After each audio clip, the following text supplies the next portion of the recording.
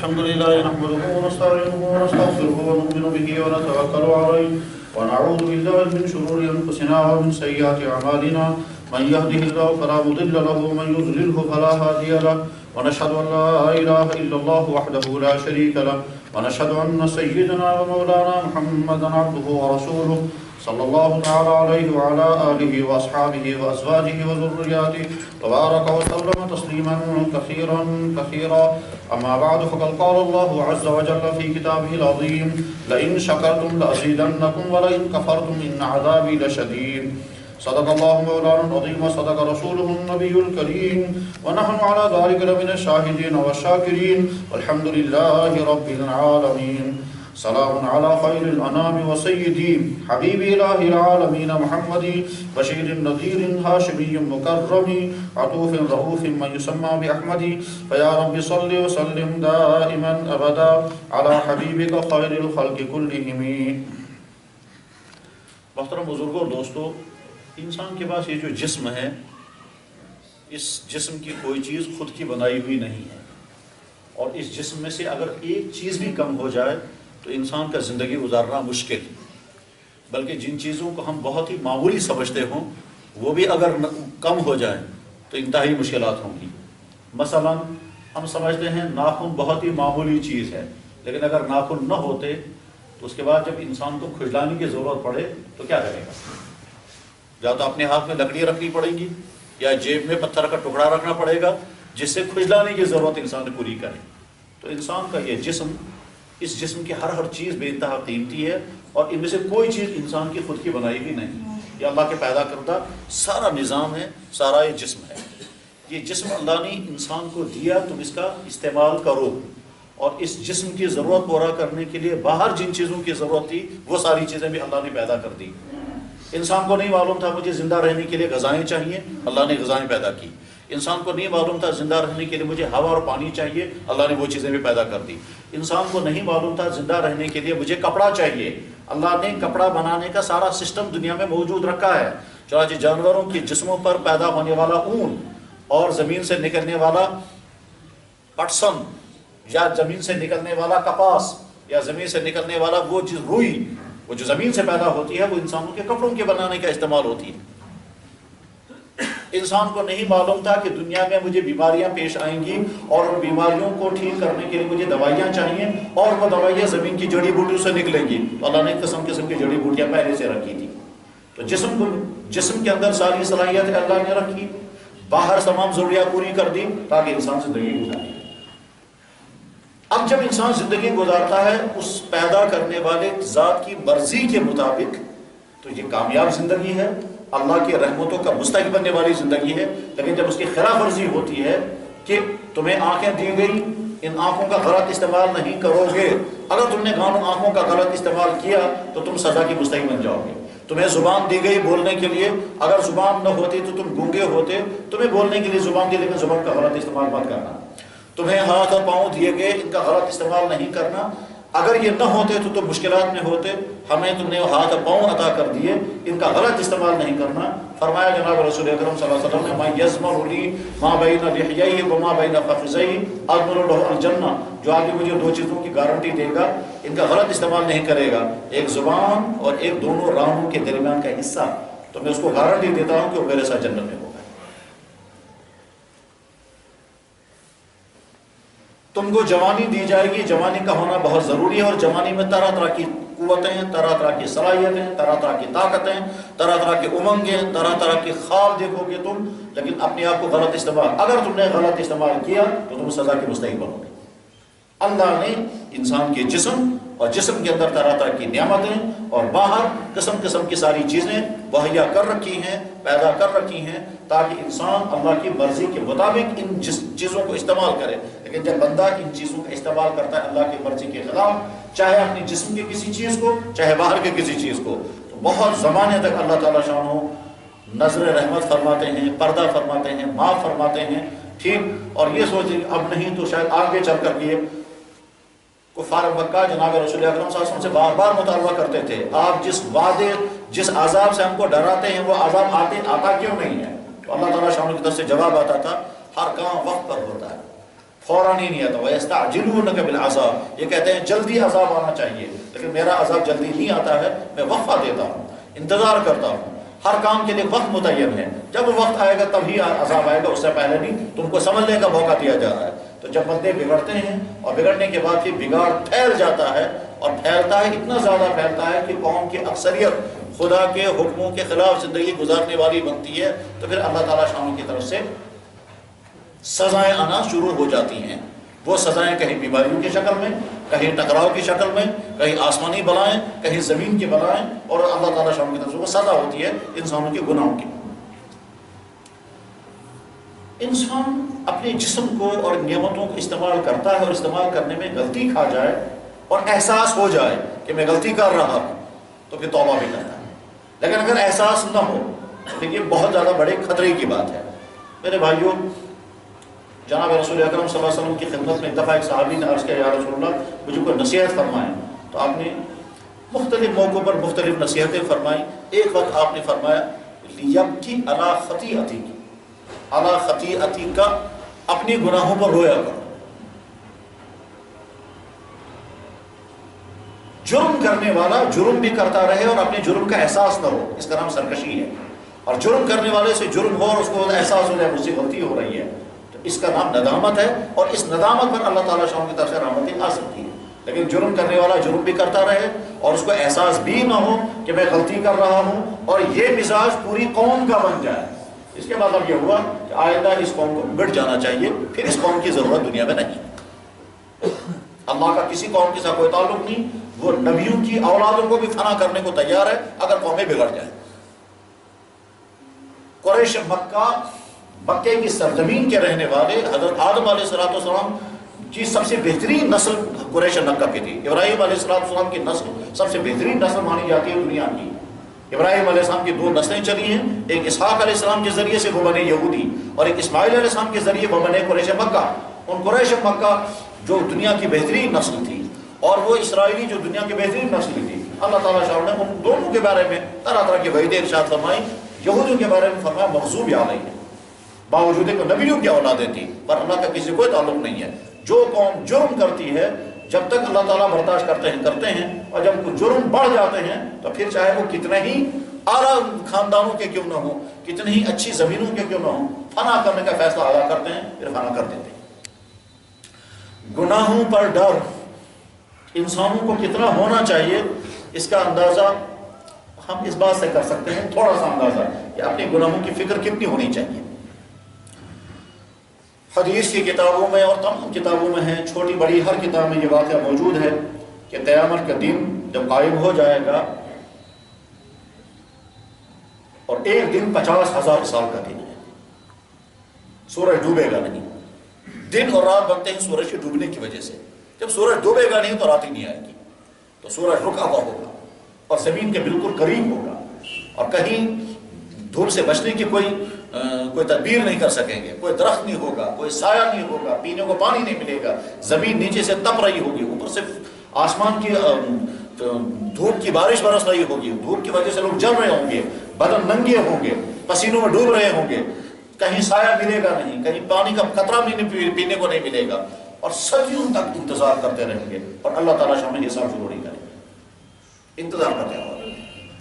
اور کسی کو یہ بھی ہمت نہیں ہوگی کہنے کی یا اللہ حساب ہی شروع کر دیں. تو اس وقت امت کا ایک بہت بڑا ایک طبقہ، ایک نمائندہ اٹھے گا، اگر ہم کوششیں کریں گے اللہ تعالیٰ حساب کم سے کم شروع کر دیں. بعد میں چاہے جہنم میں ہی چلے جائیں ہم، مگر یہاں کی مصیبت سے نکل جائیں گے. یہ جو لٹکے ہوئے ہیں ہمیں کچھ پتہ نہیں ہے. کبھی کبھی ایسا ہوتا ہے مقدمہ لڑتے لڑتے انسان اتنا تھک جاتا ہے، کہتا ہے ہمارے خلاف ہی فیصلہ ہو جائے مگر ہو جائے. چنانچہ پورا وفد جائے گا حضرت آدم علیہ السلام کی خدمت میں. امام بخاری نے اس کو بخاری شریف میں کئی جگہ پر اس واقعے کو نقل کیا. حضرت آدم علیہ السلام کی خدمت میں حاضر ہوں گے، عرض کریں گے انت ابو الناس، آپ تمام انسانوں کے ابا جان ہیں، ساری نسل آپ کے ذریعے سے چلی ہے. سجد اللہ تعالیٰ ملائکہ فرشتوں نے آپ کو سجدے کیے ہیں، آپ سب سے پہلے دنیا میں انسان آئے ہیں، سب سے پہلے آپ ہی نبی ہیں، فرشتوں نے آپ کو سجدہ کیا ہے. ہم آپ سے درخواست لے کر کے آئے ہیں، آپ اللہ کی بارگاہ میں چل کر سفارش کریں کہ اللہ تعالیٰ شانہ ہمارا حساب شروع کر دیں. اتنی سفارش کرنی ہے. آدم علیہ السلام فرمائیں گے مجھے تو ہمت ہی نہیں ہے وہاں جانے کی، مجھے تو فکر اس بات کا ہے کہ اگر میں وہاں چلا جاؤں گا اور اللہ تعالیٰ شاہ نے مجھ سے یہ پوچھ لیا کہ جنت میں جس درخت کا جس پھل کا کھانے کا تمہیں منع کر دیا گیا تھا تم نے وہ پھل کیوں کھایا تھا، تو میں جواب کیا دوں گا؟ اس سے مجھے اپنی فکر ہے. حالانکہ عقیدہ ہم سب کا یہ ہے اور یہ لازمی عقیدہ ہے کہ تمام نبی گناہوں سے معصوم ہیں اور یقیناً معصوم ہیں نبی، ٹھیک، مگر آدم علیہ السلام بھی عذر پیش کریں گے کہ اگر میں قیامت کے دن یہ وہی آدم علیہ السلام ہیں جنہوں نے ربنا ظلمنا انفسنا وَإِن لَّمْ تَغْفِرْ لَنَا وَتَرْحَمْنَا لَنَكُونَنَّ مِنَ الْخَاسِرِينَ، نہ جانے کتنے عرصے تک پڑھا اور بعد میں اللہ تعالیٰ نے توبہ قبول کر لی تھی. وہی آدم علیہ السلام جو ابو الانبیاء اور ابو الناس ہیں وہ عذر پیش کریں گے میں اللہ کی خدمت میں نہیں جا سکتا، اور اگر جاؤں گا تو ہو سکتا ہے وہاں اللہ تعالیٰ شاہ کی طرف سے کیا تم کیا سفارش لے کر کے آئے ہو، پہلے اپنا حساب دے دو، تم نے وہ درخت کھایا کیوں تھا جس کو منع کیا تھا، تو معذرت کریں گے میں نہیں جا سکتا. یہ وفد والے عرض کریں گے حضرت پھر کچھ اور حل تو بتائیے، اب ہم جائیں گے کہاں؟ کہا جاؤ نوح علیہ السلام کے پاس، ان سے سفارش کرو، وہ بہت بڑے نبی ہیں، یقیناً بہت بڑے نبی ہیں. 950 سال تک جس شخص نے دین کا کام کیا، جس کے نام پر سورت نازل ہو گئی، اور نام قرآن کریم آج بھی سورہ نوح موجود ہے، اِنَّا أَرْسَلْنَا نُوحًا إِلَىٰ قَوْمِهِ أَنْ أَنذِرْ قَوْمَكَ مِن قَبْلِ أَن يَأْتِيَهُمْ، جس کے دعوت دینے اور دین سنانے کا سارا حال قرآن میں اللہ تعالیٰ سنا رہے ہیں ہم کو، جن کی عظمت کا عالم یہ ہے کہ قیامت کے دن حضرت نوح علیہ السلام کی گواہی دینے کے لیے مسلمان کھڑے ہو جائیں گے، ان کے حق میں گواہی دینے کے لیے اللہ کے نبی محمد رسول اللہ کھڑے ہو جائیں گے. یہ ہے حضرت نوح علیہ السلام. تو اس وفد کو آدم علیہ السلام کہیں گے تم جاؤ اور جا کر کے ان سے کہو کہ آپ چل کر سفارش کریں. چنانچہ سارا وفد آئے گا حضرت نوح علیہ السلام کی خدمت میں کہ حضرت آپ چل کر سفارش کر دیں، بڑی سفارش نہیں، چھوٹی والی سفارش کہ حساب شروع کر دیں، بس ہم لٹکے بیٹھے ہیں، بعد میں چاہے جہنم میں جائیں سب لوگ وہ تو بعد میں دیکھیں گے، لیکن فی الحال یہاں سے ہم نکل جائیں، حساب ہمارا شروع ہو جائے. اس وقت تک کئی 100 سال یا کئی 1000 سال گزر چکے ہوں گے، کیونکہ قیامت کا ایک دن 50,000 سال کا ہے. کیا کیسے وہ وقت گزرا ہوگا. اچھا انسان یہ سوچے بچنے کی کوئی شکل ہی نہیں ہے، آپشن کوئی ہے ہی نہیں ہمارے پاس. ہم اگر یہ کہیں گے مریں گے ہی نہیں وہ بھی ہمارے بس میں نہیں، ہم اگر کہیں گے مریں گے مگر دوبارہ زندہ نہیں ہوں گے وہ بھی ہمارے بس میں نہیں، وہاں جائیں ہم مریں گے زندہ نہیں ہوں گے وہاں جائیں گے وہ بھی ہمارے بس میں نہیں. کر اس پورے پروسیس سے گزرنا ہی گزرنا ہے، کوئی شکل ہی نہیں ہے بچنے کی. کہ صاحب مرنا بھی طے ہے، مرنے کے بعد زندہ ہونا بھی طے ہے، قیامت میں پہنچنا بھی طے ہے، بچنے کی کوئی شکل ہے ہی نہیں بچنے کی. ہم دور دراز کسی ملک میں ہوں گے شاید وہاں پہنچ نہ سکیں کہ سوال ہی نہیں پیدا ہوتا نہ پہنچنے کا. پیچھے سے آگ آئے گی اور اس آگ کی وجہ سے لوگ دوڑتے ہوئے رہیں گے اور دوڑتے رہیں گے تو میدان حشر میں پہنچ جائیں گے. یہ میدان حشر کہاں پر قائم ہوگا؟ یا تو ملک شام میں قائم ہوگا یا عرفات میں قائم ہوگا. پہنچنا ہے سب کو وہاں، موت فنا ہو ہی نہیں سکتے، ختم ہو ہی نہیں سکتے، سب کو اپنی قبروں سے نکل کر وہاں پہنچنا ہے اور وہاں اس پورے پروسیس سے گزرنا ہے.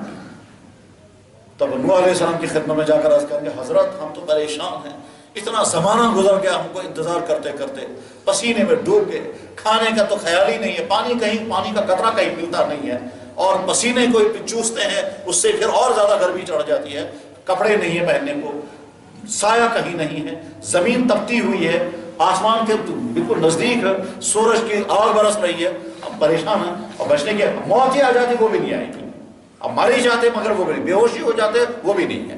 تو اب چل کر آپ سفارش کریں. ہم آدم علیہ السلام کے پاس گئے تھے، وہ تو انہوں نے تو معذرت کر دی، اب آپ چل کر سفارش کریں اللہ کی بارگاہ میں کہ وہ ہماری حساب شروع کر دیں. تو نوح علیہ السلام توجہ سے سننے کے بعد کہیں گے میری ہمت نہیں ہے اللہ کے پاس جانے کی،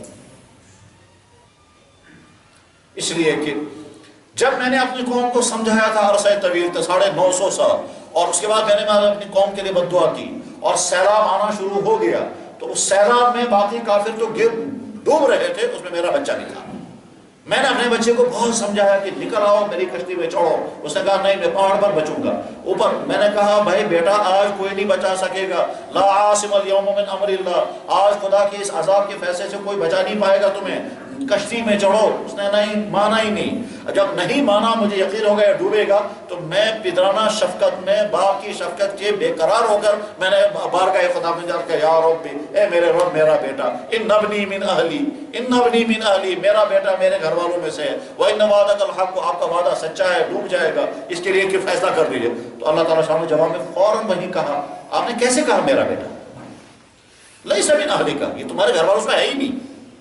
انو عمل غیر صالح، یہ بدکردار انسان ہے، یہ بدبخت، یہ بد عمل انسان ہے، تو بے عمل انسان ہے، بد کردار انسان ہے، تم نے کیسے کہا یہ میرا بیٹا ہے؟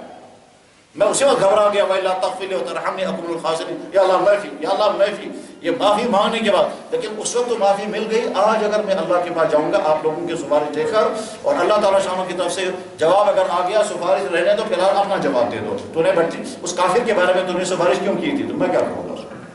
تو نبی کو اپنی اس عمل کی بنا پر فکر اپنی بڑھ گئی۔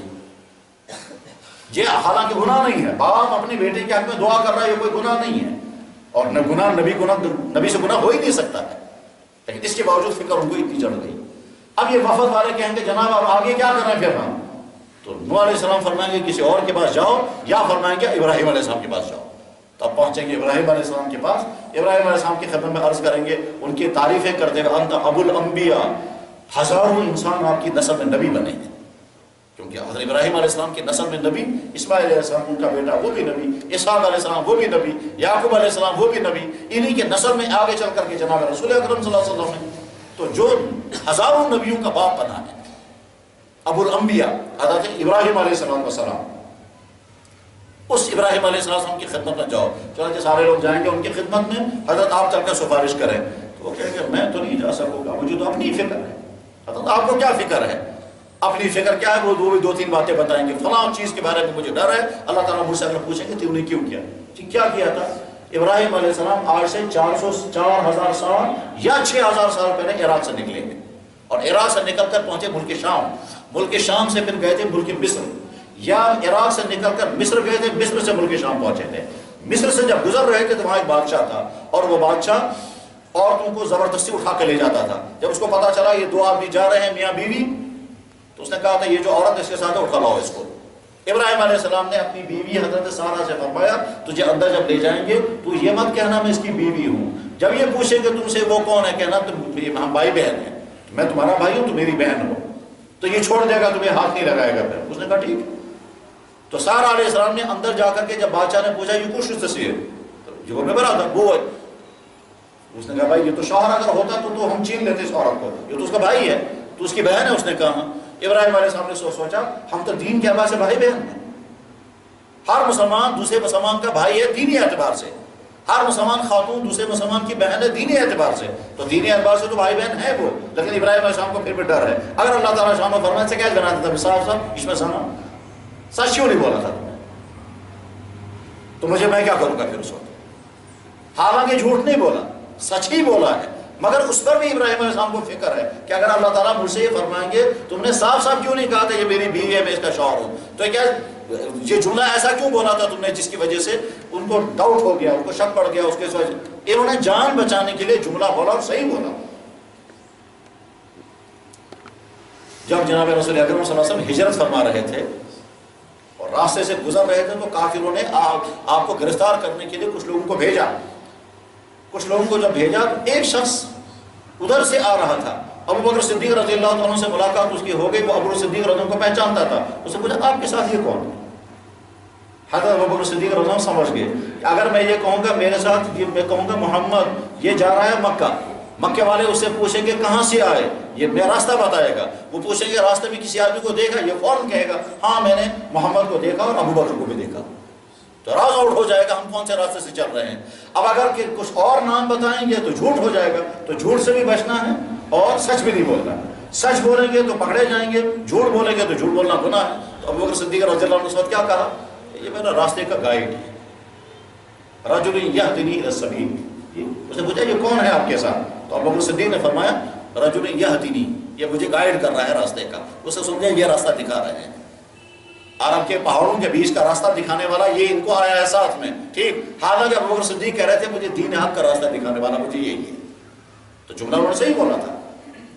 ایک ایسا جملہ جس میں دو معنی نکلتے ہیں، ابراہیم علیہ السلام یہ کہہ کر کے معذرت کریں گے، کہیں گے میں اللہ کی بارگاہ میں نہیں جا سکتا تمہارے لیے سفارش کرانے کے لیے، اب تم کسی اور نبی کے پاس جاؤ، پھر وہ سارے لوگ حضرت موسیٰ علیہ السلام کے پاس آئیں گے، عیسیٰ علیہ السلام کے پاس آئیں گے، اور آخر میں جناب رسول اکرم صلی اللہ علیہ وسلم کی خدمت میں حاضر ہوں گے اور عرض کریں گے حضرت آپ چل کر سفارش کریں کہ اللہ تعالیٰ ہمارا حساب سٹارٹ کر دیں۔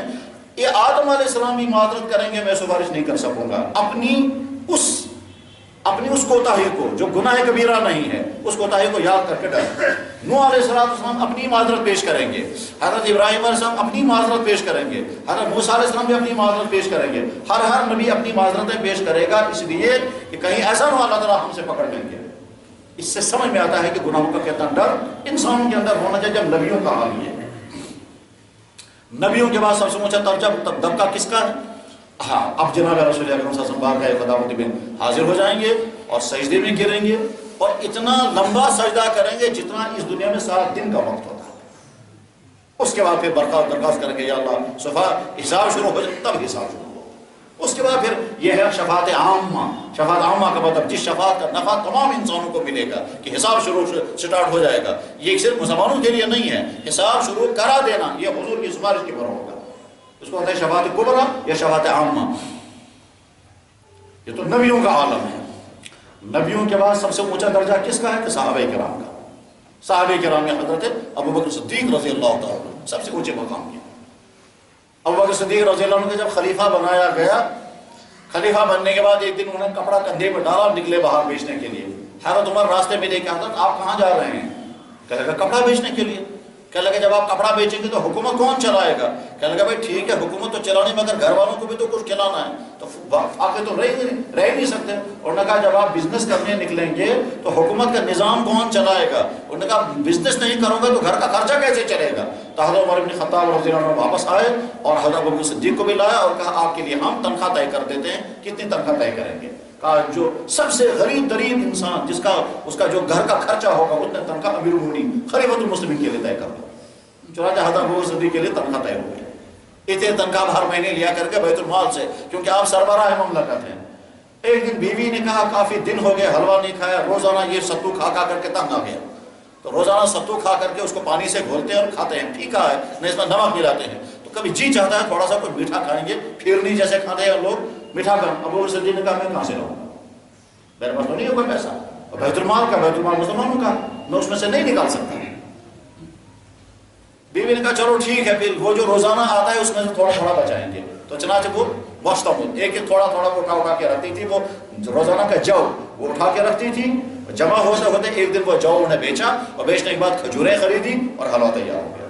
تو حضرت ابوبکر صدیق رضی اللہ عنہ نے فرمایا یہ حلوہ کہاں سے آ گیا؟ کہ حلوہ آ گیا، میں نے روزانہ تھوڑا تھوڑا بچا کر کے رکھا تھا، اسی سے میں نے حلوہ تیار کیا۔ حضرت ابوبکر صدیق نے فوراً آرڈر بھیج دیا بیت المال کے افسر کو کہ میری تنخواہ میں سے اتنا کم کر دو، آج مجھے پتا چلا اتنا ایکسٹرا آتا ہے کیونکہ وہ بچایا گیا ہے۔ یہ حالت ہے ابوبکر صدیق رضی اللہ تعالیٰ عنہ کی۔ اس کے باوجود بھی جب دنیا سے جانے کا وقت آیا تو کہا یا اللہ میں انعام کا حقدار نہیں ہوں، بس اتنی درخواست ہے کہ سزا مجھے مت دینا، میں انعام کا حقدار تو نہیں ہوں، اتنی درخواست ہے مجھے سزا نہیں دینا۔ ابوبکر صدیق رضی اللہ تعالیٰ عنہ کے بعد مقام کس کا ہے؟ حضرت عمر فاروق کا۔ حضرت عمر فاروق رضی اللہ عنہ وہ شخص جس کے بارے میں اللہ کے نبی نے فرمایا اگر میرے بعد کوئی نبی ہوتا تو عمر۔ یہ وہ شخص جس کے بارے میں اللہ کے نبی نے فرمایا شیطان بھی عمر کے سائے سے ڈر جاتا ہے۔ یہ عمر وہ شخص ہیں کہ ایک مرتبہ اللہ کے نبی علیہ السلام حضرت ابوبکر صدیق اور عمر فاروق احد پہاڑ پر ہیں، احد پہاڑ ہلنے لگا، جھٹکے کھانے لگا، تو اللہ کے نبی علیہ السلام نے لات مار کر کے فرمایا رک جا، تیرے اوپر ایک نبی ہے، ایک صدیق ہے اور ایک شہید ہے۔ کتنی مرتبہ اللہ کے نبی نے صاف صاف فرمایا عمر جنت کا، ابو بکر اور عمر فی الجنہ، ابو بکر فی الجنہ، عمر فی الجنہ، عثمان فی الجنہ، علی فی الجنہ، ابو عبیدہ، 10 صحابہ کا ایک ہی مجلس میں نام لیا کہ سب جنت میں ہیں۔ پھر حضرت عمر وہ شخص جن کے ذریعے سے آدھی دنیا میں اسلام پہنچا، عظیم الشان کارنامے جن کے ذریعے سے انجام پائے، سارا ایران ان کے ذمہ دور میں اسلام میں داخل ہوا، سارا عراق ان کے زمانے میں اسلام میں داخل ہوا، آذربائیجان یعنی بخارا تک اسلام وہاں پہنچا تھا، یہ وہ شخص ہے ملتان تک ان کے افراد پہنچ گئے تھے، سارا ملک شام ملک مصر ان کے زمانے میں اسلام میں داخل ہوا۔ تو غرض اتنے بڑے کارنامے انجام دینے کے بعد اور عدل کے ساتھ حکومت کی ہے، انصاف کے ساتھ حکومت کی ہے، ایسی بے نظیر خدمت کی ہے انسانوں کی، پوری انسانی تاریخ میں نبیوں کے بعد عمر کے مقام کا کوئی انسان نہیں گزرا، پوری انسانی تاریخ میں۔ ایک مصنف گزرے ہیں علامہ شبلی، وہ سر سید احمد کے شاگردوں میں سے بھی تھے اور ہمارے بزرگوں میں سے حضرت مولانا فیض الحسن سہارنپوری، حضرت مولانا فیض الحسن سہارنپوری، حضرت مولانا احمد علی وادی سہارنپوری، ان سے بھی انہوں نے پڑھا تھا سہارنپور کے اندر۔ علامہ شبلی نعمانی، علامہ شبلی نے کتاب لکھی ہے الفاروق، اس الفاروق کا آخری صفحہ یہاں سری نگر میں بیٹھ کر لکھا تھا انہوں نے، اس آخری صفحے میں انہوں نے لکھا ہے حضرت عمر فاروق کے حالات لکھتے ہوئے کہا، آخری صفحہ جو کشمیر میں بیٹھ کر لکھا تھا اس میں یہ لکھا تھا کہ پوری انسانی تاریخ میں عمر جیسا کوئی انسان نہیں گزرا ہے، اور اگر آپ مقابلہ کرنا چاہیں دنیا کے حکمران، دنیا کے فلاسفر، دنیا کے جنرل، دنیا کے شاعر، دنیا کے زاہد، دنیا کے عبادت گزار، دنیا کے صوفیہ، کوئی اس کا مقابلہ نہیں کر سکے گا۔ ڈیٹیل اگر پڑھنی ہو تو میری کتاب الفاروق پڑھو، وہ آخری صفحے میں جو یہاں سے نگر میں بیٹھ کر لکھا تھا۔ یہ ہے عمر فاروق رضی اللہ عنہ کا عالم۔ فجر کی نماز پڑھانے کے لیے مسجد میں تشریف لائے، اس منبر کے پیچھے کا بھی چھپا تھا، یہ نکلا اور جو نہیں حضرت عمر نے اللہ اکبر کیا تو اس نے خنجر مارا، جہاں سے سارا حصہ جو ہے وہ کٹ گیا، حضرت عمر گر گئے، پیچھے سے ایک صحابی آگے انہوں نے فجر کی نماز مکمل کرائی۔ اس کے بعد نماز کے بعد حضرت عمر رضی اللہ عنہ بے ہوشی کی حالت میں تھے، اٹھا کر ان کو گھر لے گئے، گھر لے جانے کے بعد پھر تھوڑی دیر بعد ان کو ہوش آ گیا۔ سب سے پہلی بات پوچھی، مجھے خنجر کس نے مارا ہے؟ تو مسلمان تھا یا کافر تھا؟ عرض کیا کہ حضرت مسلمان نہیں، وہ کافر تھا۔ الحمدللہ، کسی مسلمان کا ہاتھ میرے خون سے آلودہ نہیں ہوا۔ اس کے بعد فرمایا اس کے ساتھ کچھ نہیں کرنا، اگر میں تندرست ہو گیا تو میں خود ہی فیصلہ کروں گا اس کے ساتھ کیا کرنا ہے، اور اگر اللہ نے میرے متعلق کوئی فیصلہ کوئی اور لکھا ہوگا تو میرے بعد جو خلیفہ آئے گا وہ خود ہی فیصلہ کر لے گا۔ ٹھیک، اس کے بعد پھر دودھ دیا گیا، وہ دودھ جب یہاں سے انہوں نے پیا تو یہاں سے نیچے سے باہر نکلا۔ صحابہ کا غم پہاڑ ٹوٹ گیا کہ حضرت عمر جیسی شخصیت کے ساتھ یہ ہوا۔ بہرحال اتنے میں حضرت عبداللہ بن عمر ان کے صاحبزادے اندر آئے، کہا عبداللہ اب مجھے اور کوئی تمنا نہیں تھی، بس ایک ہی تمنا ہے، وہ یہ کہ جب میری موت ہو جائے تو مجھے دفن کیا جائے حضور نبی علیہ السلام کے پاؤں کے پاس، ان کے پاؤں مبارک کے پاس مجھے دفن کیا جائے اسی حصے میں، مگر وہ حصہ تو حضرت عائشہ کے قبضے میں ہے، وہ ان کا حجرہ ہے، جاؤ میری طرف سے ان کی درخواست کرو کیا مجھے اجازت ملے گی آپ کے اس حجرے میں دفن ہونے کی؟ تو حضرت عبداللہ بن عمر تشریف لے گئے ام المؤمنین حضرت عائشہ صدیقہ رضی اللہ تعالیٰ کے پاس۔ حضرت عائشہ رضی اللہ تعالیٰ اس وقت اسی جگہ قیام پذیر تھی جس میں وہ حضور کے زمانے میں رہا کرتی تھی، اس کمرے میں، جس کمرے میں اب حضور نبی علیہ السلام بھی دفن ہے، روضہ اقدس اسی میں ہے، اسی کمرے میں حضرت ابوبکر صدیق بھی دفن ہو چکے ہیں، اور اسی کمرے کے ایک سائڈ میں حضرت عائشہ رہا کرتی تھی اور قبر کی جگہ باقی تھی۔ حضرت عائشہ کہتے ہیں کہ وہ جگہ میں نے اپنے لیے رکھی ہے۔ اب جب عبداللہ بن عمر پہنچ گئے، کہنے لگے مجھے اللہ کے بندے عمر نے آپ کی خدمت میں بھیجا ہے، درخواست انہوں نے آپ سے یہ کی ہے کہ کیا مجھے اجازت مل جائے گی میری وفات جب ہو جائے تو اس حصے میں دفن ہونے کی؟ تو حضرت عائشہ نے سوچنے بعد کہا وہ جگہ میں نے اپنے لیے رکھی تھی، مگر عمر کا مقام بہت زیادہ اونچا ہے، وہ جگہ میں اپنے بجائے عمر کو دے دی تھی، جاؤ میری طرف سے اطلاع کر دو کہ حضرت عائشہ نے اجازت دے دی، آپ وہاں دفن ہو سکتے ہیں۔ آ گیا عبداللہ بن عمر واپس آنے کے بعد کہا حضرت مبارک ہو، آپ کی خواہش پوری ہو گئی۔ حضرت عمر فرمایا نہیں، ہو سکتا ہے حضرت عائشہ پر دباؤ پڑا ہوگا، میں امیر المومنین ہوں، اور دباؤ میں آ کر کے انہوں نے یہ اجازت دی ہوگی اس وقت کیونکہ میں زندہ ہوں۔ ایسا کرنا جب میری روح نکل جائے، جب میری لاش ہوگی، وہ لاش لے جا کر دروازے پر رکھ دینا اور کہنا اللہ کے بندہ عمر، اس کی لاش دروازے پر ہے، اگر آپ اجازت دیں تو اندر دفن کریں گے، اگر نہیں تو وہاں عام مسلمانوں کے قبرستان میں مجھے دفن کر دینا۔ چنانچہ حضرت عمر کی لاش لے جا کر کے باہر دروازے پر پہنچائی گئی اور اندر اطلاع بھیجی گئی، اللہ کے ایک بندہ عمر تھا جو پہلے امیر المومنین تھا، اب تو نہیں ہے، اس کی لاش آپ کے دروازے پر رکھی ہے، اگر آپ اجازت دیں تو اندر اس کو دفن کر سکتے ہیں۔ یہ حضرت عمر نے وصیت کر دی۔ اتنے میں دوسرا صحابی اندر آ گیا، دوسرے صحابی کا نام ہے عبداللہ بن عباس۔ عبداللہ بن عباس نے اندر آ کر کہا حضرت آپ پر کسی نے حملہ کیا ہے، آپ کو کیا فکر ہے؟ آپ نے اسلام قبول کیا، اللہ کے نبی کے ساتھ آپ نے ہجرت کی، پھر بدر اور احد اور ہر جنگ میں آپ اللہ کے نبی کے ساتھ رہے، ہزاروں انسان آپ کے ہاتھ پر مسلمان ہوئے، ملکوں میں آپ کے ذریعے سے اسلام پہنچا، آپ کو کیا فکر؟ آپ تو جاتے ہی نہ جانے کہاں پہنچ جائیں گے۔ اس وقت حضرت عمر نے کہا بیٹے گبراہ کیا بتاؤں میں تجھے، میں اتنا چاہتا ہوں اللہ تعالیٰ میری پکڑ نہ کرے، انعام کی تو بات ہی نہیں ہے، اگر خدا تعالیٰ یلا اترائے وہ بھی غنیمت ہے، اگر میری صرف اتنی درخواست ہے یا اللہ میری پکڑ نہیں کرنا، انعام کی تو کوئی بات ہی مت پوچھو، لا لی والا علیہ کا، اگر اللہ تعالیٰ شاموں مجھے کہیں گے تجھے انعام کی بات ہی نہیں، فی الحال تجھے آزاد تجھے چھوڑ دیا، ہم سے پکڑ نہیں کر رہے ہیں ان نعمتوں پر نظام پر، تو میں اس پر شکر پڑھوں گا، انعام کی تو بات ہی نہیں۔ اتنی زیادہ فکر ہے کس شخص کو جس کو اللہ کے نبی نے دنیا میں ہی جنتی ہونے کی خوشخبری بار بار سنائی، جس شخص کے بارے میں اللہ کے نبی نے فرمایا شیطان کے سائے سے بھی گھبراتا ہے، جس شخص کے بارے میں اللہ کے نبی نے فرمایا میرے بعد نبی ہوتا تو یہی نبی ہوتا، اور جس شخص کے بارے میں تمام صحابہ کو یقین تھا اس وقت روئے زمین کا سب سے افضل ترین انسان حضرت عمر بن خطاب تھے، وہ شخص جس کے ذریعے سے ملکوں میں اسلام پھیلا، جس کے ذریعے سے اللہ نے کفر کی بڑی ساری طاقتوں کو توڑ دیا، اس شخص کو اپنے بارے میں کیا فکر ہے؟ کہتا ہے میں انعام کا تو حقدار ہوں ہی نہیں، اگر سزاؤں سے بھی بچ جاؤں گا تو وہ بھی اللہ کی طرف سے کرے۔ اس سے اندازہ ہم کر سکتے ہیں کہ اپنے گناہوں کا کتنا ڈر امت کو ہونا چاہیے۔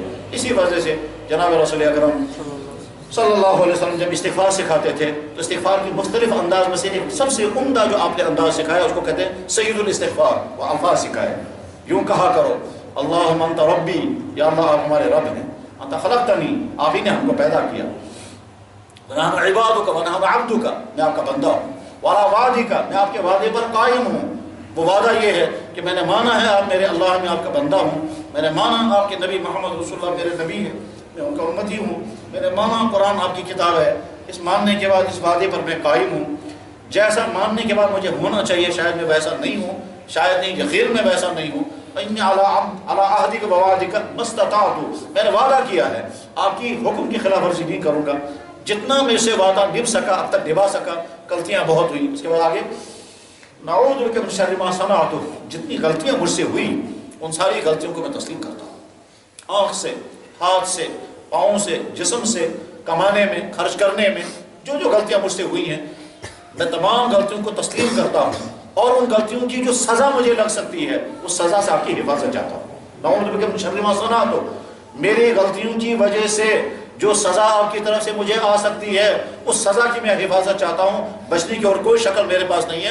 نعوذ بک من شر ما صنعت نبوء لک بنعمتک علی، میں اعتراف کرتا ہوں آپ کی بے شمار نعمتیں مجھ پر ہیں۔ الحمدللہ، ہم اگر اپنے بارے میں غور کریں، اپنے متعلق اللہ نے کتنی نعمتوں سے نوازا، انسان بنایا، پورا جسم عطا کیا، جسم میں کوئی ڈیفیکٹ نہیں رکھا، اندھا نہیں بنایا، گونگا نہیں بنایا، پاگل نہیں بنایا، کوئی دماغی خرابی نہیں رکھی، ہاتھ و پاؤں منہ کے مکمل اعضاء عطا کر دیے، کہیں کوئی کمی نہیں رکھی، اور اس کے بعد پھر سب سے بڑا احسان کیا کہ اپنے نبی جناب رسول اکرم صلی اللہ علیہ وسلم کی امت میں پیدا کیا۔ کسی اور ملک میں پیدا کیا ہوتا، کسی اور خاندان میں پیدا ہوئے ہوتے تو شاید ساری زندگی کفر کے حالت میں گزرتی، یہ پیشانیاں ہمارے پتھروں کے سامنے جھکتی۔ اللہ نے اس کفر سے بچا کر کے اپنے نبی کی امت میں پیدا کر کے ایمان عطا فرمایا۔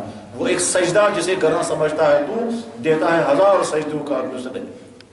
دنیا میں ایسے لوگ بھی ہیں جو پتھروں کو سجدہ کرتے ہیں، نہیں، یہ تو مشہور چیز ہے، دنیا میں ایسے بھی لوگ ہیں جو مردوں اور عورتوں کی پیشابوں کو سجدے کرتے ہیں اور کہتے ہیں یہ ہمارے خدا۔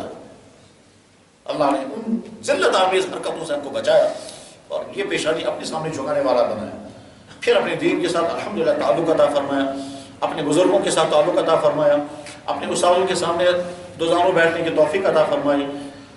جس اللہ نے کبھی بھوکا نہیں رکھا، جس اللہ نے کبھی پیاسا نہیں رکھا، جس اللہ نے کبھی کسی قسم، اور پھر اس کے بعد جب سزائیں آنے لگیں تو اللہ نے اپنے فضل و کرم سے، اس لیے نہیں کہ ہم نیک ہیں، نہ جانے کیوں ان سزاؤں سے ہم کو بچایا۔ ہمارے کتنے بھائی جو کروڑ پتی تھے وہ بھکاری بن گئے، کتنے ہیں جو محلات میں رہتے تھے وہ ٹینٹوں میں رہ رہے ہیں اور بھیک مانگ مانگ کر کے کہتے ہیں لوگوں کو ہمیں یہ بنا کر کے دے دو۔ اللہ کی نعمتوں کی کوئی انتہا نہیں۔ نبوء بنعمتک علی، ہم اعتراف کرتے ہیں یا اللہ آپ کے ہم پر بہت احسانات ہیں، نبوء بذنبی، اور ہم یہ بھی اعتراف کرتے ہیں ہم سے بہت گناہ ہوئے ہیں۔ اور آگے فرمایا انہ لا یغفر الذنوب الا انت، گناہوں کو معاف کرنے والا اگر کوئی نہیں صرف اللہ کی ذات۔ صحابی کا نام ہے براء ابن عازب۔ براء ابن عازب رضی اللہ عنہ نوجوان لڑکا تھا، اللہ کے نبی علیہ السلام نے فرمایا کندھے پر ہاتھ رکھ کر کے براء، عشاء کے بعد سونے کے وقت جب آئے گا وضو کرو، اور وضو کرنے کے بعد پھر یہ دعا پڑھا کرو، اور دعا سکھائی اللہم اسلمت نفسی الیک، یا اللہ میں نے اپنے آپ کو آپ کے حوالے کر دیا، ووجہت وجہی الیک، میں نے اپنا رخ آپ کی طرف کر دیا، والجأت ظہری الیک، میں نے اپنی پیٹھ آپ ہی کے سہارے پر ٹیک دی ہے، والجأت ظہری الیک رغبۃ ورہبۃ منک، آپ ہی کی طرف میری توجہ اور آپ ہی کا مجھے ڈر ہے، لا ملجا ولا منجا منک الا الیک، آپ کے عذاب سے، آپ کی پکڑ سے بچنے کی کوئی صورت نہیں ہے سوائے اس کے کہ آپ ہی بچا لیں۔ لا ملجا، کہیں بچنے کی جگہ نہیں، ولا منجا، کوئی نجات کی جگہ نہیں آپ کی پکڑ سے، الا الیک، مگر آپ ہی کے پاس۔ چھوٹا بچہ جب ماں غلطی کرتا ہے، ماں اسے تھپڑ مارتی ہے، وہ بچہ پھر اسی ماں ہی کو پکڑتا ہے، کیوں؟ اسے معلوم ہے کہ بچاؤ کی جگہ بھی میرے پاس یہی ہے۔ یہی حال ہمارا میرے بھائیوں، گناہوں کی کثرت کی بنا پر اللہ تعالیٰ شانوں کی طرف سے خطرناک فیصلے آتے ہیں۔ کاش ہم مسلمان ایسے ہوتے، کاش ہم مسلمان ایسے ہوتے، ہم کہتے یا اللہ آپ نے جتنی چیزیں فرض کی ہیں ہم سارے فرض تو نہیں ادا کر سکے مگر یہ والا وہ فرض ہے ہماری ساری قوم اس کو ادا کر رہی ہے، ایک آدمی بھی اس فرض کو چھوڑنے والا نہیں ہے، نہیں کہہ سکتے۔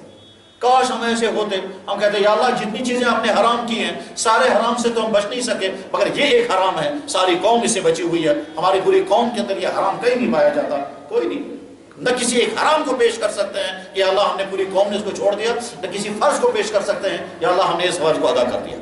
ساری قوم کھڑے ہو کر کہتی ہے یا اللہ باقی چیزیں نہیں، لیکن نماز ہم نے اس طرح سے پابندی سے پڑھی ہے، ایک آدمی بھی ہمارے پاس بے نمازی نہیں ہے، نہیں کہہ سکتے۔ یا اللہ روزہ آپ کا فرض ہے مگر ایک آدمی بھی ہم نہیں دکھا سکیں گے جو ہم نے روزہ چھوڑنے والا ہو، ہم نہیں کہہ سکیں گے۔ یا اللہ آپ نے رشوت حرام کی ہے، ہم فخر کے ساتھ کہتے ہیں ہمارے یہاں رشوت کھانے والا کوئی نہیں، نہیں کہہ سکتے۔ یا اللہ زناکاری آپ نے حرام کی ہے، ہم اعتماد کے ساتھ کہہ سکتے ہیں ہمارے پورے علاقے کے اندر، پوری بستیوں کے اندر، پورے اس خطے کے اندر، ان دو پہاڑوں کے بیچ کے پورے خطے میں کہیں کوئی زنا نہیں ہوتا، نہیں کہہ سکتے۔ یا اللہ آپ نے شراب حرام کی ہے، ہم اعلان کے ساتھ کہتے ہیں یہاں کوئی شراب پینے والا نہیں ہے، ہم نے پورے گناہ کو اپنے پورے ملک سے نکال دیا ہے، یہاں کہیں یہ گناہ نہیں ہوتا، نہیں کہہ سکتے۔ کوئی گناہ ایسا نہیں ہے جو ہو نہ رہا ہو اور کوئی فرض ایسا نہیں ہے جو ضائع نہ ہو رہا ہو، اس کے بعد بھی اللہ تعالیٰ شانوں کی طرف سے اگر پکڑ نہ آئے، قرآن کہتا ہے لئن شکرتم، میں نے جتنا تمہیں نوازا ہے اگر تم ان کا شکر ادا کرو گے تو اور عطا کروں گا، ولئن کفرتم، اگر تم نافرمانی کرو گے، میری نعمتوں کی ناشکری کرو گے، ان نعمتوں کا غلط استعمال کرو گے، تم کو دولت ملے گی اس کا غلط استعمال کرو گے، تمہاری جوانی ہوگی اس کا غلط استعمال کرو گے، تمہیں کرسی ملے گی اس کا غلط استعمال کرو گے، تمہیں پیسہ آئے گا اس کا غلط استعمال کرو گے، تمہارے ہاتھ میں پاور آئے گا اس کا غلط استعمال کرو گے، تم کو خوبصورتی ملے گی اس کا غلط استعمال کرو گے، تمہارے پاس بولنے لکھنے کی طاقت ہے اس کا غلط استعمال کرو گے، لئن کفرتم، تو پھر سن لینا ان عذابی لشدید، میرا عذاب خطرناک ہے۔ چنانچہ سیلاب جو آیا تھا وہ اللہ کے عذاب کی ایک شکل تھی جو چھوٹا والا تھا، اور اگر قوم کے اندر سدھار آ گیا، قوم توبہ کی طرف مڑ گئی، جمع ہو کر کے اللہ سے معافی مانگی اور پھر زندگی میں تبدیلی کی، تو آئندہ اللہ کے بڑے عذاب سے بچنے کی امکانات ہیں، امکانات نہیں یقین ہے کیونکہ اللہ کا وعدہ ہے۔ اور اگر قوم کے اندر سدھار نہیں آیا تو پھر اس سے بڑی والی تباہی کے لیے تیار رہنا چاہیے۔ اس کے بعد پھر جس وقت اللہ تعالیٰ ہم اپنے جلال پر آ جاتے ہیں اس وقت کسی کی پرواہ نہیں، پھر اپنے مسجدوں کی بھی پرواہ نہیں کرتے، اپنے نیک بندوں کی بھی پرواہ نہیں کرتے، جب تباہی کا فیصلہ کر دیتے ہیں کہتا پھر اس کے بعد نہ تمہاری اذانیں بچیں گی، نہ تمہاری مسجدیں بچیں گی، نہ کوئی کچھ نہیں، سب کو فنا کر کے رکھ دیتے ہیں۔ اللہ بے نیاز ہے، اس لیے جمع ہو کر کے اللہ سے معافی مانگنا۔ حضرت یونس علیہ السلام نے اپنی قوم کو سال تک سمجھایا، اور جب وہ نہیں سمجھے، یونس علیہ السلام نے کہا جب تم نہیں سمجھ رہے ہو تو دیکھو 3 دن کے اندر اندر تم پر عذاب آ جائے گا، میں جا رہا ہوں۔ چنانچہ یونس علیہ السلام وہاں سے نکل گئے، اور نکلنے کے بعد پھر لوگ کہنے لگے کہاں آئے گا عذاب، لیکن ساتھ میں اندر اندر سے شک تھا کہ شاید ہو سکتا ہے عذاب آئے۔ 3 دن کے بعد ان کو ڈھونڈنے کے لیے نکلے، بھائی ہے کہیں وہ، تو پتہ چلا وہ بستی میں کہیں نہیں ہے۔ ایک بوڑھے نے کہا آج تک ہم نے اس کو کبھی جھوٹ بولتے نہیں دیکھا، تو اس بات میں بھی اس نے جھوٹ نہیں بولا ہوگا، لگتا ہے عذاب آئے گا۔ ابھی یہ سوچ ہی رہے تھے تو ادھر سے کالے بادل آ گئے، سمجھ کہنے بھائی تو عذاب آ گیا، اب اس میں سے پتھر گر سکتے ہیں، چنانچہ کالے پتھر بھی عذاب پردوں سے گر سکتے ہیں، اور اب تو سائنس نے خود ہی پروف کر دیا کہ پتھروں کی بارش ہو سکتی ہے، کالے پتھروں کی بارش بھی ہو سکتی ہے، آسمان سے پتھر گر سکتے ہیں۔ چنانچہ جب ان کو یقین ہو گیا کہ عذاب آ رہا ہے، سارے لوگ ایک میدان میں جمع ہو گئے، عورتیں اور بچے جمع ہو گئے، جب بلک بلک کر رونے لگے، اور بلک بلک کر رونے لگے یہاں تک عذاب بڑھ گیا۔ اب بعد میں حضرت یونس علیہ السلام آگے چل کر مچھلی کے پیٹ میں پہنچ گئے، وہاں طویل عرصے تک رہے، پھر مچھلی نے اس کو واپس کنارے پر پھینک دیا، پھر وہاں یونس علیہ السلام بالکل مرنے کے قریب تھے، پھر اللہ تعالیٰ شان نے ان کے لیے وہاں وہ الکل پیدا کر دیا، الکل لوکی کا پودا، اس لوکی کے پتوں کے نیچے حضرت یونس علیہ السلام نے اپنے بدن کو چھپایا دھوپ سے، اور وہ جو لوکی پیدا ہو گئی آل، کوشر آل، وہ چبا چبا کر انہیں کھائی تو جان بچ گئی۔ اس کے بعد جب سنبھل گئے، سنبھلنے کے بعد جب چل کر کے آیا تو اندازہ تھا ساری قوم تباہ ہو چکی ہوگی، مگر پتہ چلا ساری قوم ٹھیک ٹھاک ہے۔ بھائی وہ خدا کا عذاب کہنے لگا، آیا تھا عذاب آیا تھا، پھر کیا ہوا کہ پھر یہ ہوا کہ ہم نے سارے وہاں میدان میں نکل کر اجتماعی توبہ کی، اور اجتماعی توبہ کرنے پر اللہ تعالیٰ شانوں کا عذاب ہٹ گیا۔ قرآن کریم کی آیت ہے فلولا كانت قرية آمنت فنفعها إيمانها إلا قوم يونس لما آمنوا كشفنا عنهم العذاب الخزي في الحياة الدنيا۔ جب انہوں نے ایمان لایا اور توبہ کی تو سارا عذاب ہم نے ہٹا دیا۔ اگر امت کے اندر توبہ کا مزاج آ گیا تو اللہ تعالیٰ آئندہ کے فیصلے بدل سکتے ہیں۔ حضور نبی علیہ السلام نے ایک دعا سے کہا کرتے تھے وبارک لنا فیما آتیت وقنا شر ما قضیت، وہ جو آپ نے خطرناک فیصلے ہمارے حق میں کیے ہیں ان خطرناک فیصلوں سے ہم کو بچائیے، آپ اپنے فیصلے کو بدل دیجئے۔ اللہ کو اپنے خطرناک فیصلے بدلنے کا اختیار ہے، جب بندے کی طرف سے آنسو آتا ہے تو اللہ کی طرف سے رحمت اترتی ہے، اور جب بندے کی طرف سے اکڑ آتی ہے تو اللہ کی طرف سے پکڑ آتی ہے۔ یہاں سے اکڑ، وہاں سے پکڑ، اور یہاں سے آنسو گرتے ہیں، وہاں سے رحمت برستی ہے۔ اللہ کے ضابطے یہی ہیں، چاہے کوئی کتنا ہی گنہگار کیوں نہ ہو، جب آنسو بہاتا ہے، اللہ کے سامنے توبہ کرتا ہے تو اللہ تعالیٰ رحم کے فیصلے کر دیتے ہیں۔ مگر جب فیصلے ہوتے ہیں تو میجارٹی پر ہوتے ہیں۔ اگر قوم کی اکثریت میں تبدیلی آ گئی، سدھار آ گیا، اور وہ تمام غلطیاں، وہ جرائم جو کیے جا رہے ہیں، ان جرائم کو قوم نے چھوڑ دیا تو مستقبل بہتر ہوگا، ورنہ اللہ محفوظ فرمائے نہ جانے کس کس قسم کے حالات کا سامنا کرنا پڑے گا۔ اس کے لیے تو ایک تو ہمیں جب یا تو ہم ساری قوم کی فکر کریں، سدھار آ گیا تو ٹھیک، اور نہیں تو کم سے کم اپنی فکر تو کرنی چاہیے۔ اس لیے جب کبھی اللہ کے سامنے اجتماعی توبہ میں یا انفرادیت تنہائی میں بیٹھ کر کے سوچنا چاہیے کہ اللہ نے کتنی نعمتوں سے نوازا، اور اگر ان میں سے ایک نعمت نہ ہوتی تو ہمارا انجام کیا ہوتا، ایمان والوں میں نہ ہوتے تو انجام کیا ہوتا۔ چاہے دنیا کی ساری نعمتیں اور لذتیں ہوتی، حکومتیں بھی ہوتی، عیاشیاں بھی ہوتی، پر ایمان نہ ہوتا تو ساری زندگی جہنم میں جلتا تھا۔ اللہ نے اس بہت بڑے امتحان سے بچایا، صرف اللہ کا احسان ہے۔ الحمدللہ الذی ہدانا لہذا وما کنا لنہتدی لولا ان ہدانا اللہ۔ اور اس کے بعد پھر بے دینی میں ڈال دیا ہوتا، شرابیوں میں پیدا کیا ہوتا، جواریوں میں پیدا کیا ہوتا، اللہ کے نبی کے دشمنوں میں پیدا۔ ایسے مسلمان بھی ہیں۔ ابھی کچھ دنوں پہلے یہی سری نگر شہر میں ایک صاحب نے اللہ معاف فرمائے، اللہ محفوظ فرمائے، توہین کرتے کرتے، اللہ کے نبی علیہ السلام کی توہین کرتے کرتے کہا وہ بیکورڈوں کا زمانہ تھا، وہ بیکورڈوں کا نبی بھی بیکورڈ ہی تھا۔ اس کے بعد پھر قوم کو زندہ رہنے کا حق کہاں ہے؟ بولنے والے یہاں تک بولتے ہیں، وہاں تک پہنچ چکی ہے امت۔ اس کے بعد کہتا ہے ایس کے بعد خدا سن تم ہم نے کیا خدا کا بگاڑا تھا؟ قوم نے بچایا گیا کیا چیز ہے؟ اپنی تباہی کے لیے کوئی کمی باقی نہیں رکھی ہے۔ وہ تو اگر بچے ہوئے تو اللہ کے فضل سے بچے ہوئے، ورنہ ہے کیا چیز یہاں بچنے کی؟ چند سجدوں سے اللہ تعالیٰ کی طرف سے فیصلے تھوڑے۔ اکثریت سجدوں کا مذاق اڑانے والی، اکثریت اللہ کی بات کا انکار کرنے والی، اکثریت اللہ کے نبی کا انکار کرنے والی، صحابہ کی تنقیدیں کرنے والی، کوئی گناہ ہی بچا ہوا ایسا نہیں ہے جو ہم سے نہ ہو رہا ہو، اور اگر بچے ہوئے ہیں تو اللہ کے نہ جانے کن بندوں سے۔ تو اس لیے جمع ہو کر کے بھی توبہ، اور کبھی تنہائیوں میں بھی اللہ کی نعمتیں شمار کر کے۔ اللہ نے ایسے انسانوں میں ہم کو پیدا نہیں کیا۔ ایک صاحب کو میں نے خود دیکھا، ان سے میری ملاقاتیں ہوئی ہیں، وہ وفات بھی پا چکا ہے، اس کا باپ مسجد کا امام تھا، اور وہ خود پروفیسر تھا، ریٹائر پروفیسر۔ وہ خود میں نے اس سے سنا، کہتا تھا نادان تھے وہ قرآن کشمیری جو مسلمان ہوئے ہیں، اگر میں اس وقت ہوتا میں کبھی مسلمان نہ بنتا۔ کہتا میں شرم محسوس کرتا ہوں اپنے مسلمان ہونے پر۔ اور جب وہ تقریر کر رہا تھا تو ہال میں بیٹھے ہوئے غیر مسلم تالیاں بجا رہے تھے۔ باپ اس کا امام تھا مسجد میں، اس کے باپ کی بھی وفات ہو گئی ہے۔ جب امت کی طرف سے یہ کمنٹس آنے لگیں گے، پھر اللہ تعالیٰ شام کی طرف سے فیصلے بھی ویسے ہی آتے ہیں۔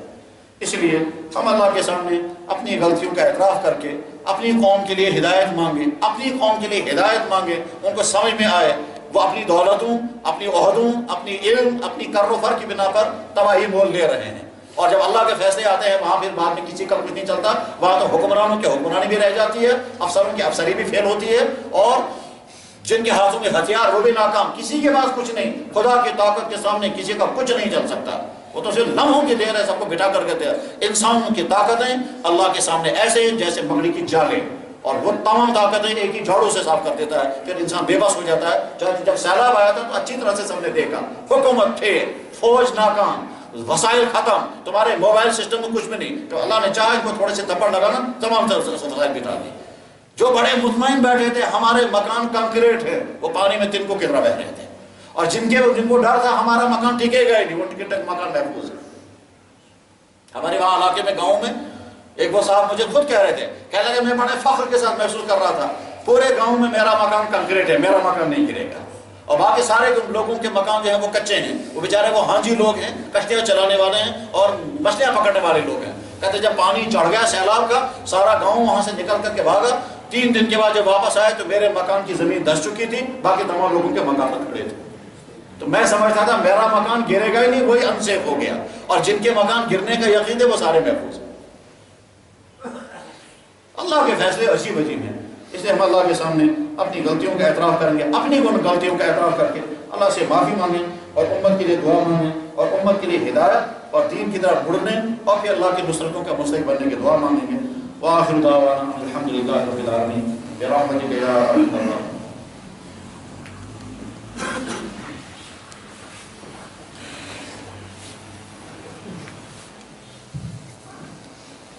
الحمد لله الذي هدانا إلى هذا الله نهتدي ولا سلام الله. اللهم لك الحمد يا الله، لك الحمد كما ينبغي لجلالك، يا الله لك الحمد كما أنت أهله، يا الله لك الحمد كما أنت أهله، يا الله لك الحمد كما حمدت لك نفسك، اللهم لك الحمد كما حمدت لك سيد العالمين وسيدنا وحبيبنا وشفيعنا ومولانا محمد سيد المرسلين إمام المتقين خاتم النبيين ورحمة للعالمين عليه الصلاة والتسليم. يا الله لك الحمد حمدا دائما مع دوامه، يا الله لك الحمد حمدا خالقا مع حلوله، يا الله لك الحمد من السماوات ومن الأرض ومن ما بينهما ومن ما شئت من شيء بعد. اللهم صل وسلم وبارك على سيدنا وحبيبنا وشفيعنا ومولانا محمد كما صليت على إبراهيم وعلى آل إبراهيم إنك حميد مجيد. ربنا ظلمنا أنفسنا وإن لم تغفر لنا وترحمنا لنكونن من الخاسرين. لا إله إلا أنت سبحانك إني كنت من الظالمين. لا إله إلا أنت سبحانك إني كنت من الظالمين. حسبي الله لا إله إلا هو عليه توكلت وهو رب العرش العظيم. ربنا لا تزغ قلوبنا بعد إذ هديتنا وهب لنا من لدنك رحمة إنك أنت الوهاب. اللهم بارك ببركة الولي. اللهم يا ربنا إنك تسمع كلامنا وترى مكاننا وتعلم سرنا وعلانيتنا ولا يخفى عليك شيء من أمرنا. يا الله نسألك مسألة المسكين ونطيب لك ابتلاء العبد المسلم الجليل المقر الوطن بذنبه لا تجعلني بالوالد والك شقيا وكن بنا رؤوفا رحيما يا إله الأولين والآخرين. نسألك